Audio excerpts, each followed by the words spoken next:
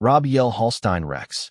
This name was the pride of the Royal Magic Academy of Tist, the Lionheart Kingdom, and indeed the entire human world.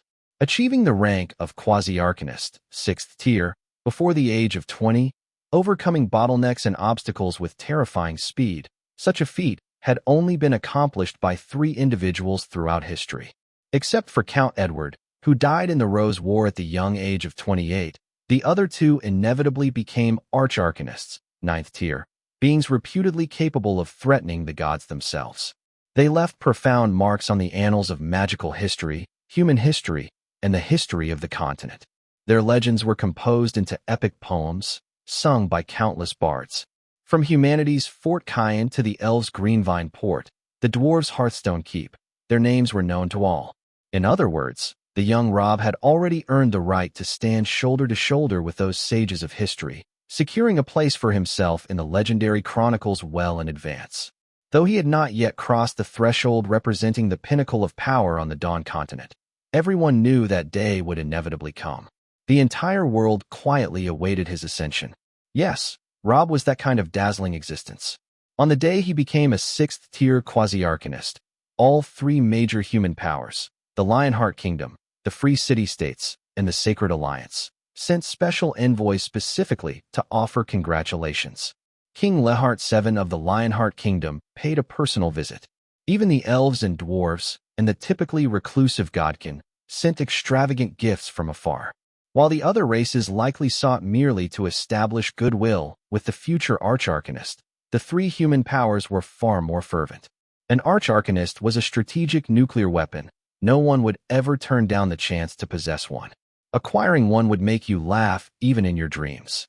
Especially considering that every mage, upon reaching the 6th tier, chooses to establish their own arcane tower. According to the established custom of the human world, a 6th-tier mage could build their tower on any land they fancied.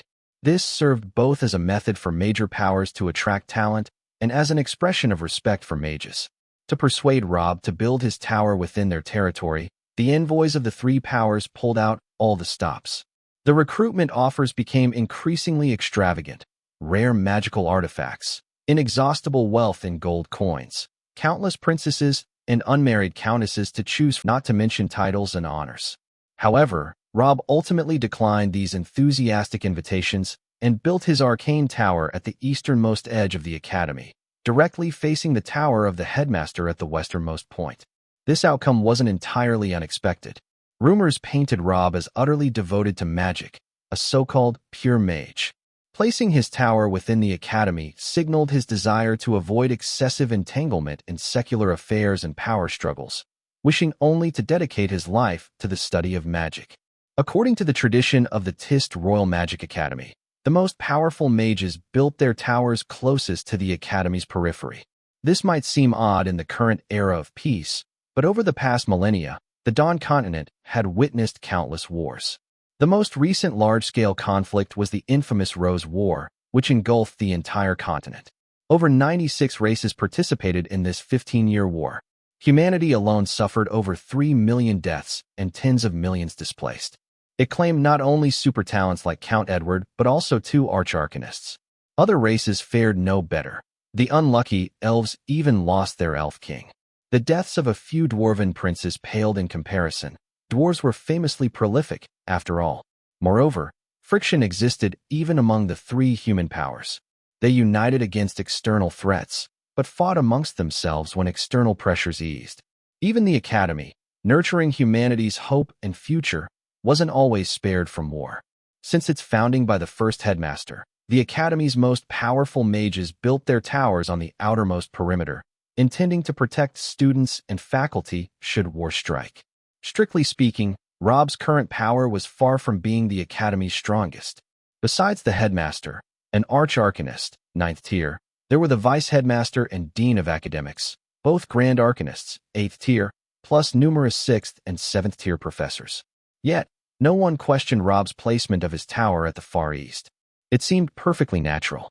Though his current strength might be insufficient, his terrifying growth rate made his ascension to Arch-Arcanist, 9th tier, practically inevitable. Therefore, there was no need to make him relocate later. Rob's choice to build within the academy dedicating his life to magic certainly disappointed some, like the envoys from the Free City-States and the Sacred Alliance.